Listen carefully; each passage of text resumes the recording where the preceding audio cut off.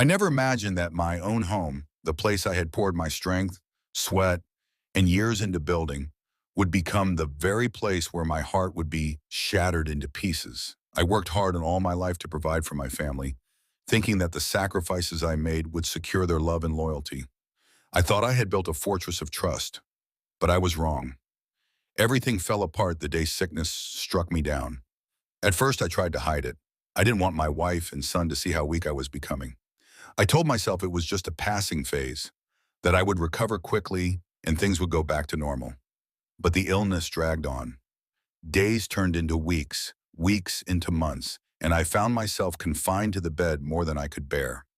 I had always been the strong one, the provider, the man who never asked for help, but suddenly I was the one who needed support, the one who needed love and patience, and that's when the truth of my family began to show.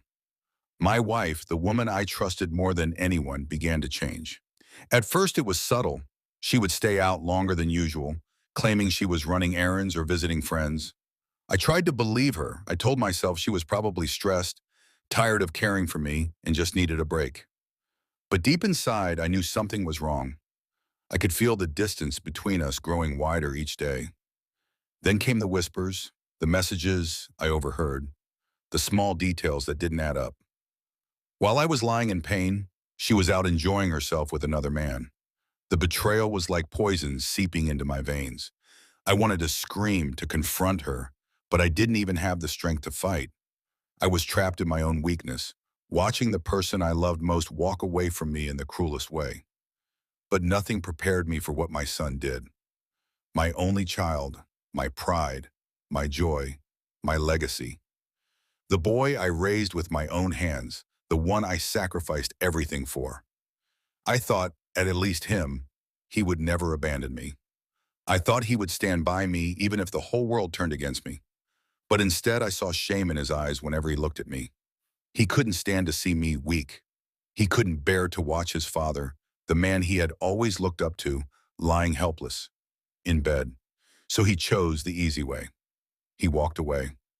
The day he left me, without even a backward glance, I felt something inside me shatter completely. I lay there staring at the ceiling, wondering how it was possible for love to turn so cold, for blood to betray blood. It wasn't just the sickness eating away at me, it was the loneliness, the abandonment, the realization that the people I gave my life to didn't think I was worth standing by in my darkest hour. But life is strange. It has a way of surprising you. When my own flesh and blood turned away, strangers, people I had never met before, showed me more kindness than my own family. Neighbors who barely knew me started bringing me food. A few men from the local church visited me, prayed for me, encouraged me. Women who had no obligation to me came and cleaned, checked on me, made sure I wasn't starving. Their compassion brought tears to my eyes because it was so different from the coldness I received from the ones I called my own. One night I lay awake, staring into the darkness. My wife was out again and my son hadn't called in weeks. I thought of the strangers who showed me more love in a few days than my family had in months, and something inside me shifted. The pain turned into fire. The despair turned into determination. I realized that if I wanted to survive, if I wanted to reclaim my dignity, I had to stop expecting love from those who had already abandoned me. I whispered to myself over and over, I will rise again. It became my mantra, my vow. They thought I was finished. They thought I would waste away and die, forgotten. But they didn't know me. They didn't know the strength that was buried inside me, waiting to be awakened. In that moment, I swore to myself that I would not just survive. I would rise stronger, greater, and more powerful than before. And when I did, those who had walked away from me, those who had betrayed me, would regret ever turning their backs. They thought they had buried me in sickness, but they had only planted a seed. That was the night revenge was born in my heart. When the days turned into months, I realized that the sickness had taken more from me than just my strength. It had stolen my family too. But what it didn't know was that it had also planted something deep within me, a fire that would not go out. Slowly, painfully, I began to recover. Every step I took, every breath I forced through my lungs, was not just about healing. It was about proving them wrong. I was not the weak man they thought I had become. I was still here and I was rising. I kept quiet about my progress. I didn't want them to know I was getting stronger. I wanted them to believe I was still broken, still helpless. Because while they looked away, I was making plans. My wife, caught up in her affair, barely noticed that I had started moving around more. She would come home late at night smelling of perfume that wasn't hers and pretend she had been with friends. I said nothing. I just watched. My son barely called. When he did, it was short, cold, as if he was only checking a box on his conscience. I never challenged him. I let him think I was still the man wasting away in bed. But in the shadows, something else was happening. The strangers who had once pitied me became my strength. One of the men from church introduced me to a small business opportunity. At first, I laughed. How could I, still barely walking, run a business? But he believed in me more than my own family did. With his help, I started slowly, investing the little savings I had left. The first profit was small, but it lit up something inside me. For the first time in months, I felt alive again. From that small beginning, doors began to open. Connections came. People who had seen me at my lowest began to see the determination in my eyes and they wanted to help, and I let them. I didn't tell my wife about any of this. To her, I was still the man lying around, barely holding on. I let her mock me with her silence, with her betrayal, because I knew that one day she would see the man she thought she had buried rise up greater than she ever imagined. I didn't tell my son either. I let him believe that I was fading away, no longer worthy of his time. It was painful, yes, but I held on to the vision of the day I would stand tall again, and he would see what he had walked away from. Month after month, I worked in silence. My body grew stronger, my mind sharper, my pockets fuller. The same people who once dropped food at my door out of pity now came to me for advice. I was becoming a man of value again, but this time I was different. The pain had hardened me, the betrayal had sharpened me. I was no longer naive. I was a man with a purpose. And that purpose was not just to rebuild, but to make sure those who abandoned me knew exactly what they had lost. Then one day it happened. My wife's lover left her. Just like that, the man she had risked our marriage for, the man she betrayed me for, decided she was no longer worth his time. I saw it in her face before she even said a word. The makeup couldn't hide the stress lines, the late nights, the desperation. And suddenly she remembered me. Suddenly the man she had mocked, the man she had ignored, was valuable again. She came to me one night, tears in her eyes, saying she had made a mistake, saying she wanted to make things right. She thought I would welcome her back with open arms, as though I had been sitting here waiting for her love to return. And then, as if life wanted to write a cruel joke, my son showed up not long after. He stood at my door, head bowed, voice trembling, as he asked if I could forgive him. He told me he was ashamed of how he had treated me, that he had been weak, that he wanted to be part of my life again. For a moment, my heart almost softened. This was my son, my blood. But then I remembered the nights I lay in pain, alone, wishing for his voice, wishing for his presence, only to be met with silence. I remembered the cold way he looked at me before he walked away.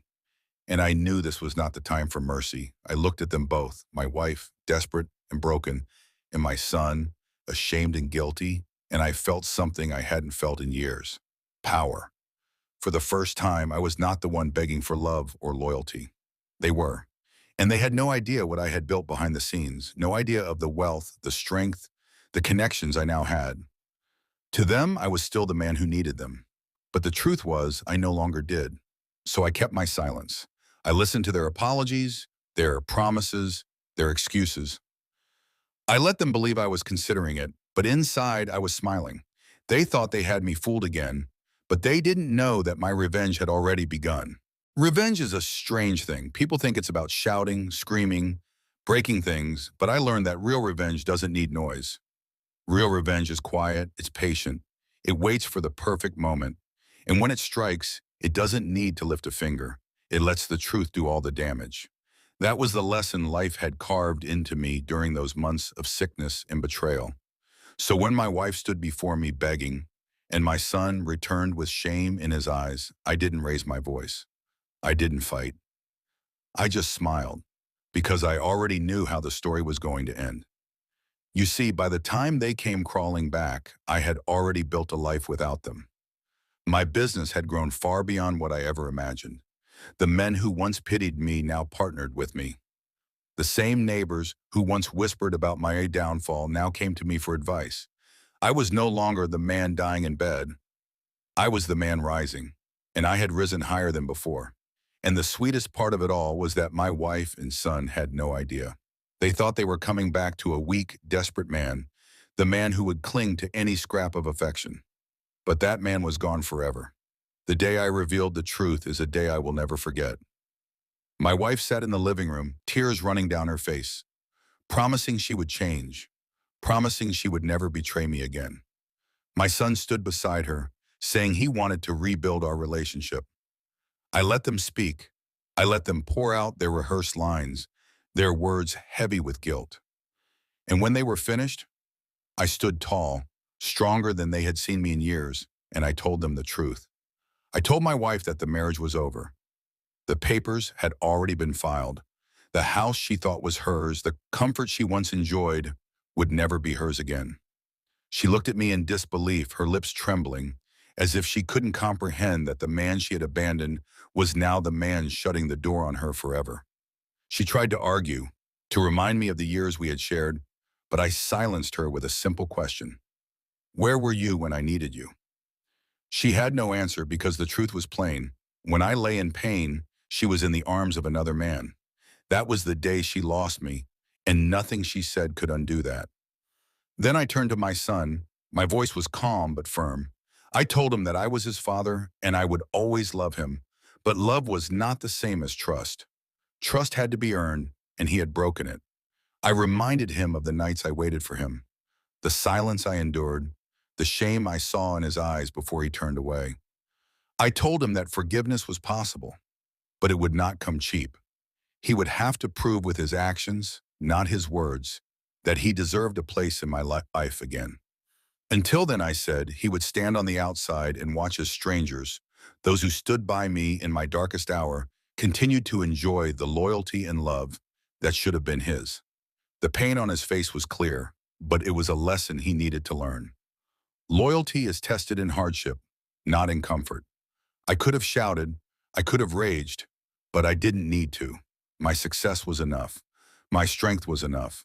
The very fact that I no longer needed them broke them more than any words I could say. That was my revenge. It wasn't loud, but it was final. They felt it in their bones. And as for me, I walked away from that moment with a peace I had never known before. I realized that sometimes the people we love the most are the ones who will hurt us the deepest. But it is in that pain that we find our true strength. They thought they buried me when I was sick, but they didn't realize they had only planted me like a seed. And from that burial, I grew into something they could never cut down. Now I stand taller than ever. My wife lost a husband she will never find again. My son lost the unquestioned trust of a father who once adored him. And I gained something more powerful than both of them. I gained myself. I no longer measure my worth by who stands with me, but by who I have become. This is my story, a story of betrayal, of survival, of quiet, unshakable revenge. They thought they destroyed me, but all they did was teach me how to rise.